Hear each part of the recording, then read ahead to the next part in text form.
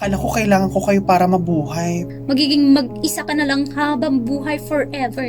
At malinaw ang mga tawa ninyo pagkatapos nyo akong tawaging madrama. Tao lang din kami no, napapagod kaming makinig.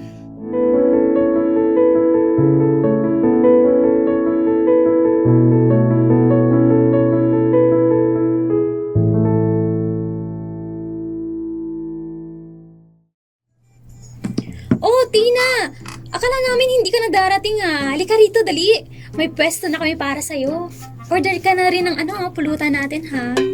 Hindi na kailangan. Leia, sandali lang naman ako eh. Bakit naman? Sabado ngayon, diba? Solid 6 night natin. O, tungkol ba ito doon sa nasend ko sa GC kagabi? Oh no! Sabi ko naman sa'yo, diba? Nagkamali lang ako ng pindot. Hindi ikaw yung tinutukoy ko doon. Gagawa-gawa kasi kayo ng GC na hindi ako kasama tas marorong send kayo. Paano masabi? Alam nating dalawa na ako ang nasa screenshot.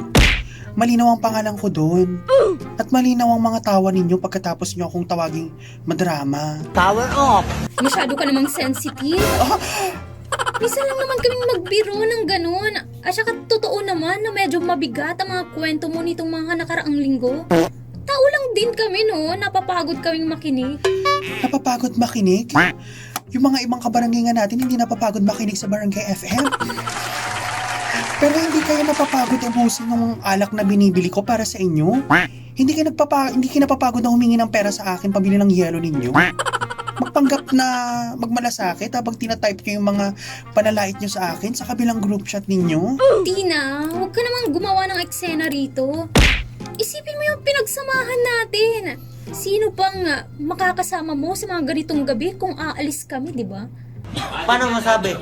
Kami lang ang nandyan para sa iyo simula nung high school. Yun nga yung akala ko eh.